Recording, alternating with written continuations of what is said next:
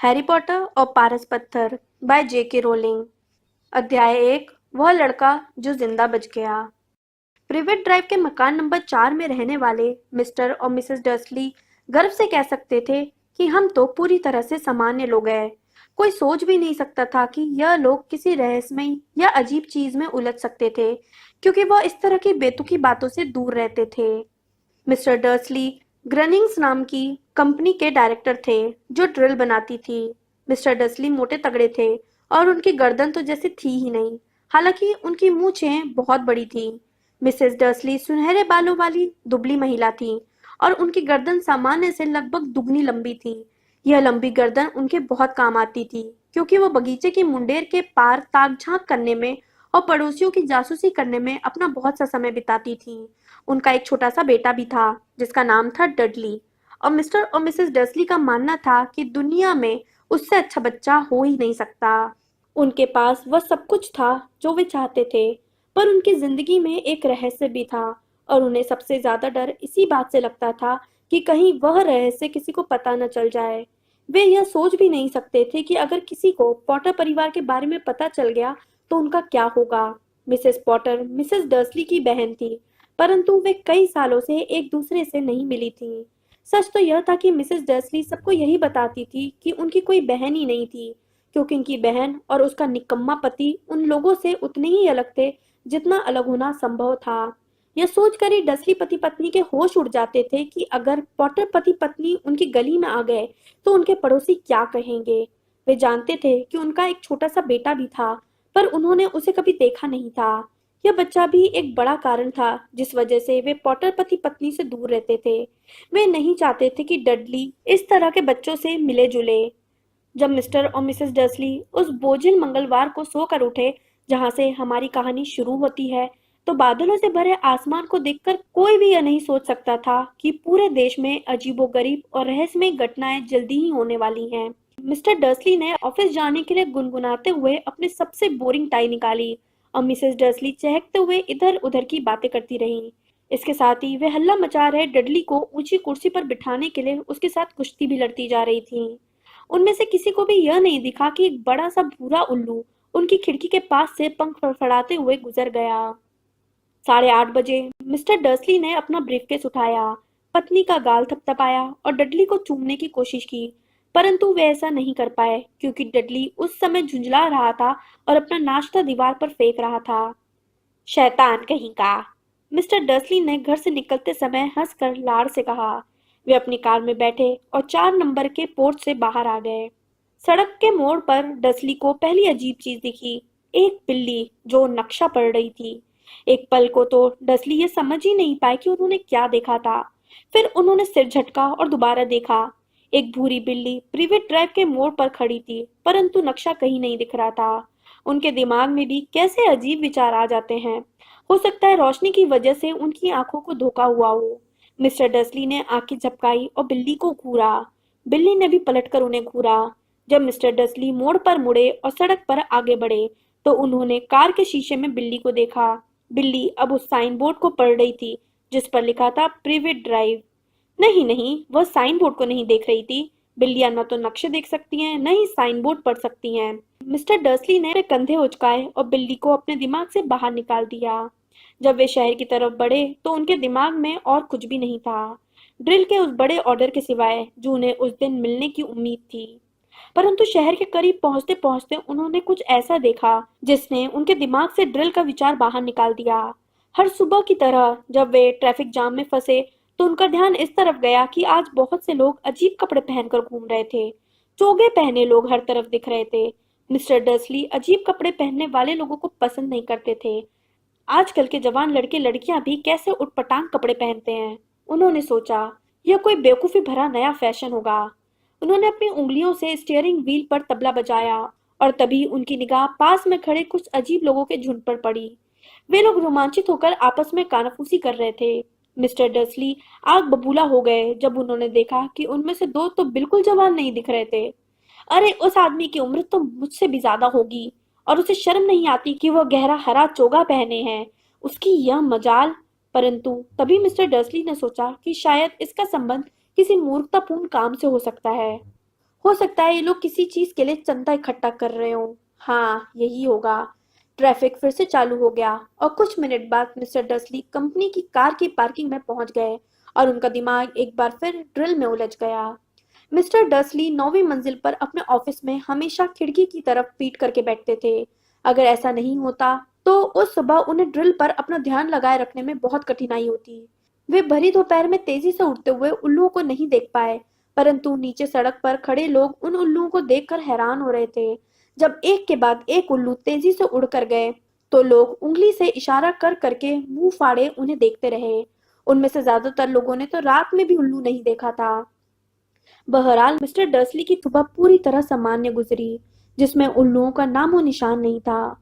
उन्होंने 5 लोगों को डांटा, कई जरूरी टेलीफोन किए और वे फोन पर भी चीखते चिल्लाते रहे। लंच के समय तक वे बहुत अच्छे मूड में थे। लंच में उन्होंने सोचा कि पैर सीधे कर लें और सड़क के पार सामने वाली बेकरी से अपने लिए स्वीट ब्रेड ले आए। चोगा पहने लोगों के बारे में वे पूरी तरह भूल चुके थे, परंतु बेकरी के पास वे एक बार फिर उनके पास से गुजरे। उनके पास से गुजरते समय मिस्टर डसली ने उन्हें गुस्से से घूरा। न जाने क्यों उन्हें देखकर वे थोड़े परेशान से हो गए। ये लोग भी रोमांचित होकर कानाफूसी कर रहे थे और उनके हाथ में चंदा मांगने वाला डब्बा भी नहीं दिख रहा था।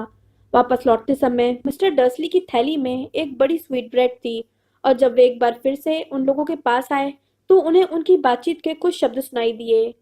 पॉटर परिवार, हाँ सही है, मैंने यही सुना है। हाँ, और उनका बेटा हैरी। मिस्टर डर्सली के पैरों को जैसे लकवा मार गया। डर के मारे उनके होश उड़ गए। उन्होंने कानाफूसी करने वालों की तरफ देखा, जैसे उनसे कुछ पूछना चाहते हों, परंतु फिर उन्होंने इसी में अपनी भलाई समझी कि ऐसा न किया जाए। उन्होंने सड़क के पार दौड़ लगा दी, धड़धड़ाते हुए अपने ऑफिस में घुसे। अपनी सेक्रेटरी को फटकारा कि वह उन्हें डिस्टर्ब न करे। झपट कर फोन उठाया और घर का नंबर पूरा डायल ही कर दिया था कि तभी उन्होंने अपना इरादा बदल दिया। उन्होंने रिसीवर दोबारा नीचे रख दिया और अपनी मूंछों पर हाथ फेरने लगे। वे सोच रहे थे, नहीं नहीं, वे भी कितनी बड़ी बेवकूफी करने जा रहे थे। पॉटर नाम के बहुत से लोग होते होंगे। उन्हें विश्वास था कि पॉटर नाम के ऐसे कई लोग होंगे जिनके बेटे का नाम हैरी होगा, और अगर देखा जाए तो उन्हें यह भी पक्का नहीं था कि उनके भांजे का नाम हैरी ही था। उन्होंने उसे कभी देखा नहीं था। उसका नाम हार्वे या हेरोल्ड भी हो सकता था। मिसेस डर्सली को चिंता में डालने का क्या फायदा। अपनी बहन का नाम सुनते ही वे हमेशा बहुत परेशान हो जाती थीं, और इसमें मिसेस डर्सली की भी क्या गलती थी अगर उनकी बहन इस तरह की होती। परंतु फिर भी चोगा पहने लोग। इस दोपहर ड्रिल पर ध्यान लगाए रखने में उन्हें बहुत कठिनाई हुई, और जब वे 5 बजे ऑफिस की बिल्डिंग से बाहर निकले तो इतने परेशान थे कि गेट से निकलते ही एक आदमी से टकरा गए। सॉरी, वे हड़बड़ाकर बोले, क्योंकि उनकी टक्कर से एक तिगना बूढ़ा आदमी लड़खड़ा कर लगभग गिर गया था। कुछ सेकंड बाद जाकर मिस्टर डर्सली का ध्यान इस तरफ गया कि उस आदमी ने बैगनी चोगा पहन रखा था। टकराने और जमीन पर लगभग गिर जाने के बाद भी वो कतई नाराज या परेशान नहीं दिख रहा था। इसके बजाय उसके चेहरे पर चौड़ी मुस्कान थी। उसने अपनी चिचियाती सी कांपती आवाज में कहा, और उसकी आवाज इतनी अजीब थी कि आसपास के लोग उसे घूरने लगे। कोई बात नहीं, आज मुझे कोई भी चीज परेशान नहीं कर सकती। खुशियां मनाओ, क्योंकि तुम जानते हो कौन अब आखिरकार चला गया है। आज का दिन इतनी खुशी का है कि तुम्हारे जैसे मगलू को भी जश्न मनाना चाहिए। और फिर उस बूढ़े ने मिस्टर डर्सली की कमर में हाथ डालकर उन्हें गले लगाया और वहां से चल दिया। मिस्टर डर्सली वहीं पर किसी पेड़ की तरह खड़े रहे। एक अजनबी ने उन्हें गले लगाया था, यही नहीं, उसने उन्हें मगलू भी कहा था, चाहे उसका जो भी मतलब होता हो। उनके दिमाग के पुर्जे हिल चुके थे। वे अपनी कार की तरफ लपके और घर की तरफ चल दिए। उन्हें आशा थी कि यह सब बातें उनकी कल्पना की उपज ही होगी, और यह आशा उन्होंने आज से पहले कभी नहीं की थी, क्योंकि वे कल्पना की उड़ान को पसंद नहीं करते थे। जब वे अपने घर के पोर्च में अंदर घुसे तो उन्होंने जो पहली चीज देखी उसे देखकर उनका दिमाग और खराब हो गया। जिस भूरी बिल्ली को उन्होंने सुबह देखा था वो अब उनके बगीचे के मुंडेर पर बैठी हुई थी। उन्हें पूरा विश्वास था कि ये वही बिल्ली थी, क्योंकि इसकी आंखों की चारों तरफ भी उसी तरह के निशान थे। शू! मिस्टर वीजली जोर से चिल्लाए। बिल्ली टस से मस नहीं हुई। इसके बजाय उसने मिस्टर डर्सली की तरफ घूर कर देखा। मिस्टर डर्सली हैरान रह गए। क्या यह आम बिल्लियों जैसा व्यवहार था? अपने आप को संभालने की कोशिश करते हुए वे घर के अंदर घुसे। अब भी उनका यह पक्का इरादा था कि वे अपनी पत्नी को कुछ भी नहीं बताएंगे। मिसेस डर्सली का दिन अच्छा और सामान्य गुजरा था।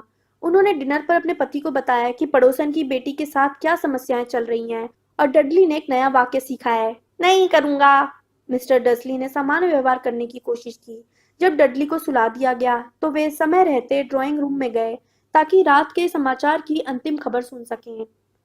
और अंत में हर जगह के लोग बता रहे हैं कि इस देश के उल्लुओं की हरकतें आज बहुत अजीब थीं। हालांकि उल्लू आमतौर पर रात को ही शिकार करते हैं और दिन की रोशनी में शायद ही कभी दिखते हैं, परंतु आज सुबह उगने के बाद से सैकड़ों उल्लू हर दिशा में उड़ते दिखाई दिए। विशेषज्ञ ये नहीं बता पा रहे हैं कि उल्लुओं ने आज अपने सोने का समय क्यों बदल दिया है। समाचार पढ़ने वाले ने मुस्कुराते हुए कहा, बड़ी अजीब बात है। और अब मौसम की जानकारी जिम मैगफिन से। जिम, क्या आज रात भी उल्लुओं की बारिश होने की संभावना है? हेलो टेड, मौसम विशेषज्ञ ने कहा। मैं उसके बारे में नहीं जानता, परंतु आज सिर्फ उल्लू की हरकतें अजीब नहीं है। कैंट, यॉर्कशायर और डंडी के दर्शकों ने आज मुझे फोन पर बताया है कि मैंने कल जिस बारिश का वादा किया था उसकी जगह आज आसमान से उल्काओं की बारिश हो रही है। शायद लोग बॉनफायर नाइट का त्योहार थोड़ी जल्दी मना रहे हैं। यह अगले सप्ताह है दोस्तों, परंतु आज की रात निश्चित रूप से पानी बरसेगा। मिस्टर डर्सली अपनी कुर्सी पर बर्फ की तरह जमे रह गए। पूरे ब्रिटेन में उल्काओं की बारिश, दिन की रोशनी में उल्लुओं का उड़ना, हर जगह चोगों में घूम रहे रहस्यमय लोग और पॉटर पॉटर परिवार के बारे में कानाफूसी। मिसेस डर्सली 2 कप चाय लेकर ड्राइंग रूम में आई। अब बताए बिना कोई चारा नहीं था। उन्हें अपनी पत्नी को कुछ तो बताना ही पड़ेगा। उन्होंने घबराते हुए अपना गला साफ किया। पिटूनिया डियर, हाल में तुम्हारी बहन की कोई खबर मिली है क्या? जैसा उन्होंने सोचा था, यह सुनकर मिसेस डसली को झटका भी लगा और गुस्सा भी आया। आमतौर पर वे लोग यही जताते थे कि मिसेस डसली की कोई बहन नहीं है। नहीं, उन्होंने तीखी आवाज में जवाब दिया। क्यों? समाचार में अजीब खबरें आ रही हैं, मिस्टर डसली ने सहमी हुई आवाज में कहा। उल्लू, उल्काएं और शहर में आज बहुत से अजीब तरह के लोग घूम रहे हैं। तो मिसेस डसली ने तिमतमा कर पूछा। तो मैंने सोचा शायद कहीं हो ना हो। शायद इसका संबंध उन लोगों से, उनकी तरह के लोगों से तो नहीं। मिसेस डसली होंठ सिकुड़कर अपनी चाय पीती रही। मिस्टर डसली ने विचार किया कि क्या उनमें अपनी पत्नी को यह बताने की हिम्मत थी कि उन्होंने पॉटर नाम सुना था। अंत में वे इस नतीजे पर पहुंचे कि उनमें इतनी हिम्मत नहीं थी। इसके बजाय वे जितने सामान्य ढंग से कह सकते थे, उन्होंने कहा, उनका एक बेटा, उसकी उम्र भी तो अपने डडली जितनी ही होगी, है ना? मेरे ख्याल से उतनी ही होनी चाहिए, मिसेस डसली ने कड़क कर कहा। वैसे उसका नाम क्या है? हॉवर्ड है ना? हैरी, और मेरे ख्याल से बहुत ही घटिया और सड़क छाप नाम है। और नहीं तो क्या, मिस्टर डसली बोले और उनका दिल बुरी तरह डूबता जा रहा था। बिल्कुल ठीक कहा, मेरा भी यही ख्याल है। जब वे लोग सोने के लिए ऊपर वाली मंजिल पर गए तो इसके बाद मिस्टर डसली इस विषय पर एक शब्द भी नहीं बोले। जब मिसेस डसली बाथरूम में थी तो मिस्टर डसली चुपके से बेडरूम की खिड़की के पास गए और उन्होंने सामने वाले बगीचे में झांका। बिल्ली अब भी वहीं थी। वो प्रिवेट ड्राइव के मोड़ पर नजरें गड़ाई थी, जैसे उसे किसी का इंतजार था। क्या यह उनके मन का वहम था या फिर इस सब का पॉटर परिवार से कोई संबंध था?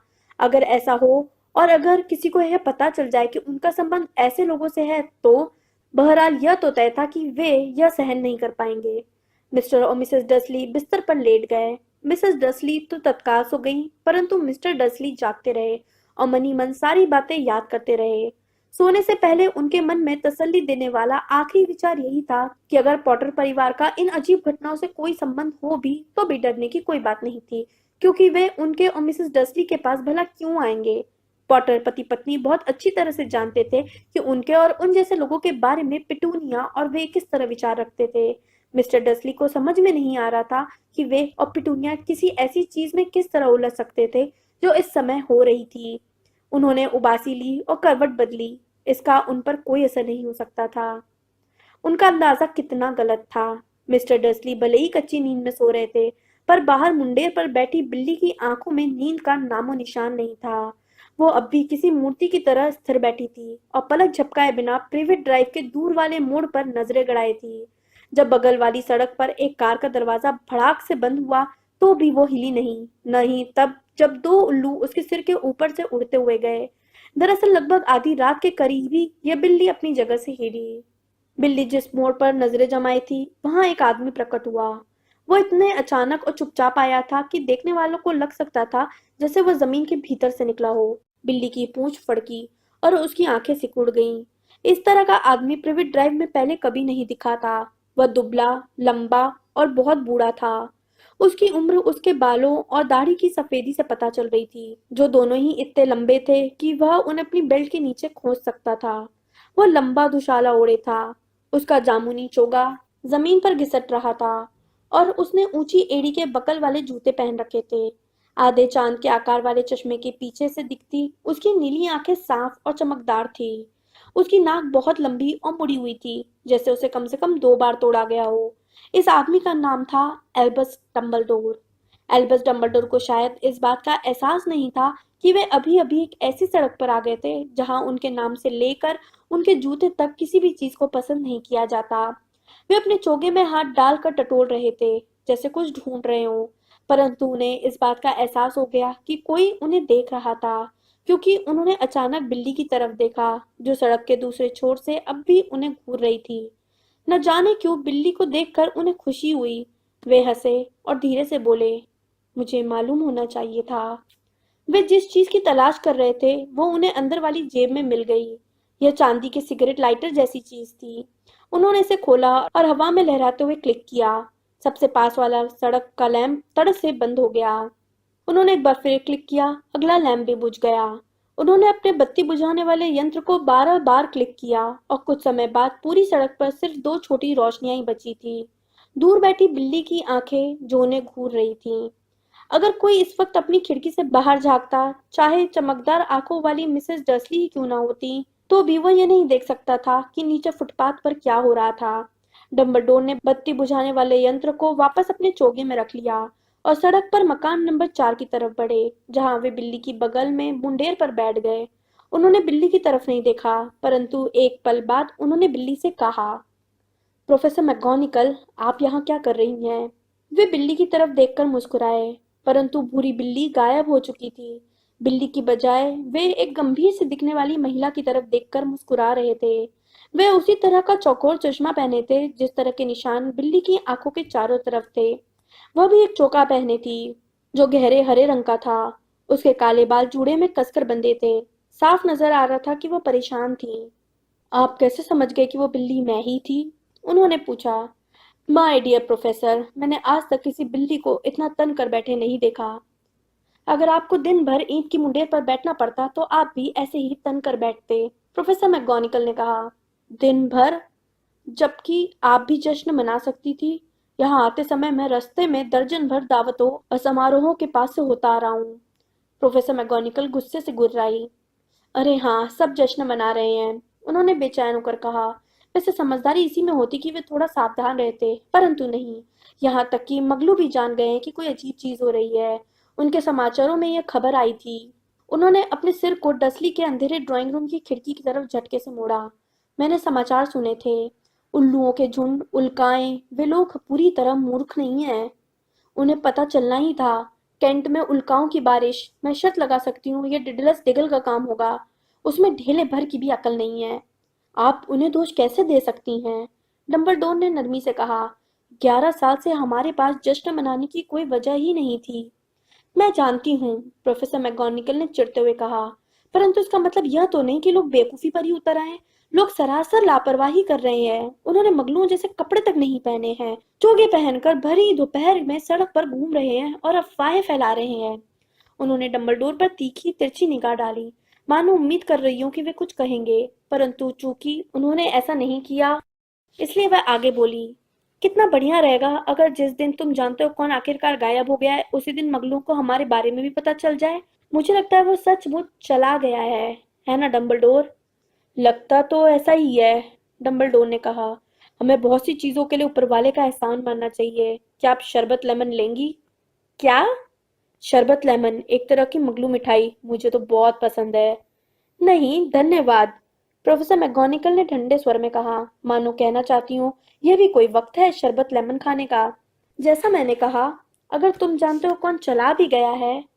माय डियर प्रोफेसर, कम से कम आप जैसी समझदार महिला को तो उसका नाम लेना चाहिए। यह तुम जानते हो कौन की बकवास छोड़िए। पिछले 11 साल से मैं लोगों को ये समझाने की कोशिश कर रहा हूँ कि वे उसे उसके असली नाम से बुलाए, वोल्डेमॉर्ट। प्रोफेसर मैगोनिकल पीछे हटी, परंतु डंबलडोर 2 शरबत लेमन निकालने में लगे थे, इसलिए वे उनकी तरफ नहीं देख रहे थे।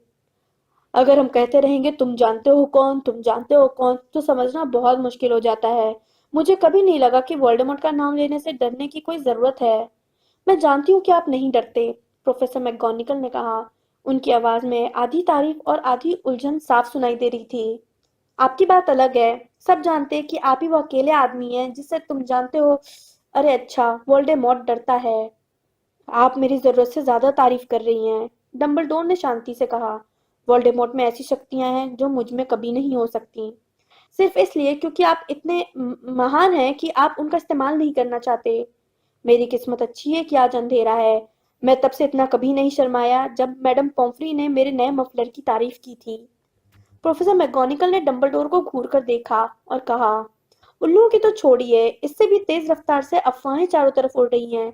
आप जानते हैं लोग क्या कह रहे हैं, कि वह क्यों गायब हो गया, कि आखिर किस चीज ने उसे रोक दिया। ऐसा लग रहा था जैसे प्रोफेसर मैगोनिकल उस मुद्दे पर पहुंच गई थी जिस पर चर्चा करने के लिए वे सबसे ज्यादा बेचैन थी। वह असली कारण जिसकी वजह से वे ठंडी सख्त मुंडेर पर दिन भर बैठकर इंतजार कर रही थी, क्योंकि न तो बिल्ली के रूप में न ही महिला के रूप में उन्होंने डंबलडोर पर पहले इतनी पैनी निगाह डाली थी जितनी वे इस समय डाल रही थी। यह बात साफ थी कि चाहे लोग कुछ भी कह रहे हों, वे उनकी बात पर तब तक यकीन नहीं करने वाली थी जब तक कि डंबलडोर खुद ना कह दे कि यह सच था। परंतु डंबलडोर उस समय एक और शरबत लेमन छांट रहे थे और उन्होंने कोई जवाब नहीं दिया। प्रोफेसर मैगोनिकल ने जोर देकर आगे कहा, लोग कह रहे हैं कि वोल्डेमॉर्ट कल रात को गॉड्रिक हॉलो में पॉटर परिवार की तलाश में गया था। अफवाह यह है कि लिली और जेम्स पॉटर कि वे लोग मर चुके हैं। डंबलडोर ने सिर झुकाया। प्रोफेसर मैगोनिकल के मुंह से आह निकल गई। लिली और जेम्स, मुझे विश्वास नहीं हो रहा है।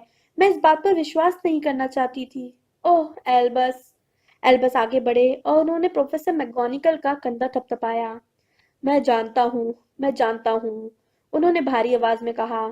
आगे बोलते समय प्रोफेसर मैगोनिकल की आवाज थरथरा रही थी।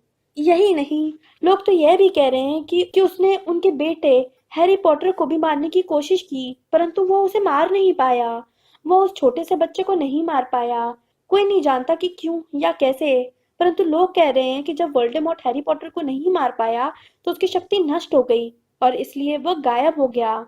डंबलडोर ने उदास होकर सिर हिलाया। यह सच है, प्रोफेसर मैगोनिकल ने हकलाते हुए कहा। जब वह इतने सारे लोगों को मार चुका है, उसके बाद भी वह एक छोटे से बच्चे को नहीं मार पाया। बड़ी हैरानी की बात है। उसे रोकने वाला कौन था? परंतु भगवान के लिए मुझे यह बताएं, हैरी कैसे बच गया? हम सिर्फ अंदाजा ही लगा सकते हैं, डंबलडोर ने कहा। शायद हम इसका कारण कभी नहीं जान पाएंगे। प्रोफेसर मैगोनिकल ने जाली वाला रुमाल निकाला और चश्मे के नीचे से अपनी आंखें पोंछी। डंबलडोर ने गहरी सांस खींचते हुए अपनी जेब से एक सुनहरी घड़ी निकाली और उसे ध्यान से देखा। यह घड़ी बहुत विचित्र थी, क्योंकि इसमें 12 कांटे थे, पर एक भी अंक नहीं था। इसके बजाय इसके किनारे पर छोटे ग्रह घूम रहे थे। बहरहाल इससे डंबलडोर को कुछ समझ में आया होगा, क्योंकि उन्होंने इसे वापस अपनी जेब में रख लिया और कहा, हैग्रिड को देर हो गई। वैसे मुझे लगता है कि उसी ने आपको बताया होगा कि मैं यहाँ आने वाला हूँ। हाँ, प्रोफेसर मैगोनिकल ने कहा, और मुझे नहीं लगता। आप मुझे बताएंगे कि आप कहीं और जाने के बजाय यहाँ क्यों आए हैं? मैं हैरी को उसके अंकल आंटी के पास छोड़ने आया हूँ। अब उसके परिवार के नाम पर सिर्फ यही लोग बचे हैं। आप यह तो नहीं कहना चाहते कि आपका इशारा उन लोगों की तरफ है जो यहाँ रहते हैं? प्रोफेसर मैगोनिकल ने चीखते हुए मकान नंबर 4 की तरफ इशारा किया और वे मुंडेर से नीचे कूद गईं। डंबलडोर, आप ऐसा नहीं कर सकते। मैंने दिन भर इन लोगों को देखा है। दुनिया में आपको ऐसे 2 लोग नहीं मिल सकते जो हमसे इतने अलग हों। और उनका एक बेटा भी है। मैंने देखा कि वो अपनी माँ को पूरी सड़क पर लात मारता जा रहा था और मिठाई खाने की जिद कर रहा था। हैरी पॉटर यहाँ आकर रहेगा। यह उसके लिए सबसे अच्छी जगह है, डंबलडोर ने थोड़ी कड़क आवाज में कहा। जब वो थोड़ा बड़ा हो जाएगा तो उसके अंकल आंटी उसे सब कुछ समझा देंगे। मैंने उनके लिए एक चिट्ठी लिख दी है। चिट्ठी? प्रोफेसर मैगोनिकल ने मरी हुई आवाज में दोहराया और वे एक बार फिर मुंडेर पर बैठ गईं। डंबलडोर, क्या आपको सचमुच लगता है कि आप चिट्ठी में सारी बातें समझा सकते हैं? ये लोग उसे कभी नहीं समझा पाएंगे। वह मशहूर होगा, चारों तरफ उसका नाम होगा। मुझे हैरानी नहीं होगी अगर भविष्य में आज का दिन हैरी पॉटर दिवस के रूप में मनाया जाए। हैरी के बारे में किताबें लिखी जाएं, हमारी दुनिया के हर बच्चे की जुबान पर उसका नाम होगा। बिल्कुल ठीक कहा। डंबलडोर अपने आधे चांद के आकार के चश्मे के ऊपर से गंभीरता से देखते हुए बोले, यह किसी भी बच्चे का दिमाग खराब करने के लिए काफी है। वह मशहूर हो जाएगा इससे पहले कि वो बोलना और चलना सीखे। उसे तो वो घटना याद भी नहीं होगी जिसके लिए वो मशहूर है। क्या आपको नहीं लगता कि अगर वो इन सबसे दूर रहकर बड़ा हो तो ज्यादा अच्छा होगा, जब तक कि वो इसे झेलने के लिए तैयार ना हो जाए? प्रोफेसर मैकगोनागल ने अपना मुंह खोला, फिर अपना इरादा बदलकर अपने विचारों को निगला और आगे कहा, हाँ हाँ, आप ठीक कह रहे हैं। परंतु डंबलडोर, वो बच्चा यहाँ आएगा कैसे?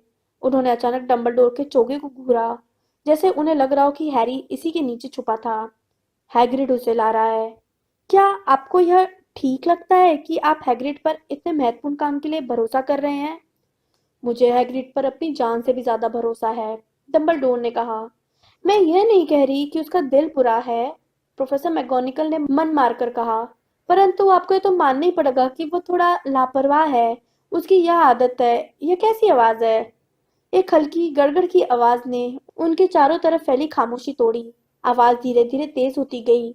उन्होंने सड़क पर ऊपर और नीचे की तरफ हेडलाइट की रोशनी की तलाश की, और जब आवाज बहुत तेज हो गई तो उन्होंने ऊपर आसमान की तरफ देखा। एक बड़ी मोटरसाइकिल हवा में से निकलकर नीचे उतरी और उनके सामने सड़क पर आकर खड़ी हो गई। मोटरसाइकिल बहुत बड़ी थी, परंतु ये उस आदमी के मुकाबले में कुछ नहीं थी जो उस पर बैठा हुआ था। वह आदमी की तुलना में 2 गुना लंबा था और कम से कम 5 गुना चौड़ा। वो एकदम जंगली लग रहा था, क्योंकि काले बाल और दाढ़ी की लंबी लटों ने उसके ज्यादातर चेहरे को छुपा दिया था। उसके हाथ कूड़ेदान के ढक्कन जितने बड़े थे और चमड़े के जूते में उसके पैर बेबी डॉल्फिन की तरह लग रहे थे। उसकी विशाल शक्तिशाली बाहों में कंबलों की एक पोटली थी। हैग्रिड, डंबलडोर ने राहत की सांस लेते हुए कहा, आखिर तुम आ ही गए। और तुम्हें यह मोटरसाइकिल कहाँ से मिली? उधार ली है, प्रोफेसर डंबलडोर सर, हैग्रिड ने मोटरसाइकिल से सावधानी से उतरते हुए कहा। सीरियस ब्लैक ने हमें ये उधार दी है। हम उसे ले आए सर। मुश्किल तो नहीं हुई? नहीं सर, घर तो लगभग पूरी तरह तबाह हो गया था, परंतु इससे पहले कि मगलू चारों तरफ जमा हो जाते, हम उसे सही सलामत बाहर निकाल लाए। जब हम ब्रिस्टल के ऊपर से उड़ रहे थे तो उसकी नींद लग गई। डंबलडोर और प्रोफेसर मैकगोनागल आगे झुके और उन्होंने कंबलों की पोटली के ऊपर से झांका। अंदर एक छोटा सा बच्चा था जो गहरी नींद में सो रहा था। उसके माथे पर काले घने बालों के गुच्छे के नीचे उन्हें एक अजीब से आकार का घाव दिख रहा था, जैसे वहां पर बिजली गिरी हो। यहीं कहीं पर? प्रोफेसर मैकगोनागल ने फुसफुसाते हुए पूछा। हाँ, डंबलडोर ने कहा, उसके माथे पर यह निशान जिंदगी भर रहेगा। क्या आप इस बारे में कुछ कर नहीं सकते डंबलडोर? अगर मैं कर भी सकता तो भी नहीं करता। घाव के निशान कई बार बहुत काम आते हैं। मेरे खुद के बाएं घुटने के ऊपर एक निशान है जो लंदन के अंडरग्राउंड का बेहतरीन नक्शा है। खैर, उसे मुझे दे दो हैग्रिड। अच्छा रहेगा अगर हम इस काम को जल्दी से निपटा लें। डंबलडोर ने हैरी को अपनी बाह में ले लिया और डसली के घर की तरफ मुड़े। क्या हम क्या हम उसे गुड बाय कह सकते हैं सर? हैग्रिड ने पूछा। उसने अपना बड़ा झबरीले बालों वाला सिर हैरी पर झुकाया और अपने लटकते बालों को छुआते हुए उसे बहुत हल्के से चूम लिया। फिर अचानक हैग्रिड के मुंह से एक ऐसी आवाज निकली जैसे कोई घायल कुत्ता रो रहा हो। श्श्श! प्रोफेसर मैकगोनागल दबी आवाज में बोली, मगलू जाग जाएंगे। सॉरी, हैग्रिड ने सिसकते हुए कहा। उसने एक बड़ा सा धब्बेदार रुमाल निकाला और उसमें अपना चेहरा छुपा लिया। परंतु हम इसे सहन नहीं कर सकते।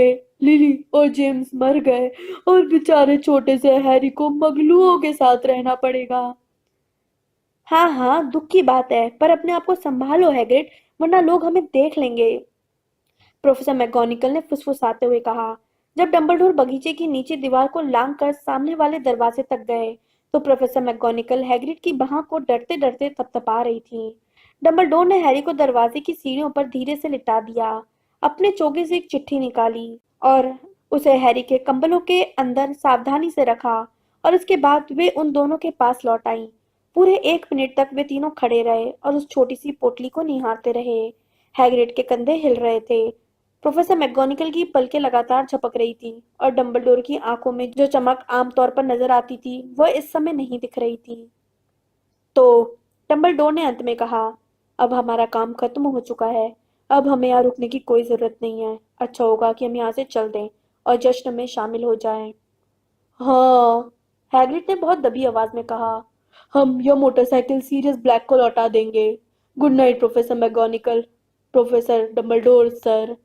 अपने बहते हुए आंसुओं को अपनी जैकेट की आस्तीन में पोंछते हुए हैग्रिड मोटरसाइकिल पर सवार हुआ और किक मार कर उसके इंजन में जान डाल दी। फिर तेज गरज के साथ मोटरसाइकिल हवा में उठी और रात के अंधेरे में गुम हो गई। प्रोफेसर मैगोनिकल, मुझे आशा है आपसे जल्दी ही मुलाकात होगी, डम्बलडोर ने सिर हिलाते हुए कहा। प्रोफेसर मैगोनिकल ने जवाब में अपनी नाक से कोड़ी। डम्बलडोर मुड़े और सड़क पर चल दिए। मोड़ पर जाकर वे रुके और अपना चांदी का बत्ती बुझाने वाला यंत्र बाहर निकाला। उन्होंने उसे एक बार फिर क्लिक किया तो रोशनी के 12 गोले सड़क के लैंपों की तरफ तेजी से लपके और प्रिवेट ड्राइव अचानक नारंगी रोशनी में नहा गई। डंबलडोर देख सकते थे कि सड़क के दूसरे सिरे पर एक भूरी बिल्ली चली जा रही थी। उन्हें नंबर 4 की सड़क पर रखे कंबलों की पोटली की झलक भर दिख रही थी। गुड लक हैरी, उन्होंने धीमे से कहा। फिर वे पलटे और चोगे को एक झटका देते हुए गायब हो गए। हल्की हल्की हवा प्रिवेट ड्राइव की साफ सुथरी खिड़कियों को हिला रही थी। काले आसमान के नीचे सब कुछ शांत और व्यवस्थित था। यह वह आखिरी जगह थी जहां आप आश्चर्यजनक घटनाएं होने की उम्मीद कर सकते थे। हैरी पॉटर ने सोते सोते अपने कंबलों के भीतर करवट बदली। उसके नन्हे से हाथ ने पास रखी चिट्ठी को पकड़ लिया और वह सोता रहा। वह नहीं जानता था कि वह खास था। यह भी नहीं जानता था कि वह मशहूर था। यह भी नहीं जानता था कि वह कुछ घंटे बाद मिसेस डर्सली की चीख सुनकर उठेगा जब वे दूध की बोतल बाहर रखने के लिए सामने वाला दरवाजा खोलेंगी। वह यह भी नहीं जानता था कि अगले कुछ सप्ताह उसका कजन डडली उसे नोचेगा और तंग करेगा। और वह यह तो बिल्कुल ही नहीं जानता था कि इस समय पूरे देश में छुप छुप कर मिल रहे लोग अपने ग्लास उठाकर दबी आवाज में कह रहे थे, हैरी पॉटर के नाम, वह लड़का जो जिंदा बच गया।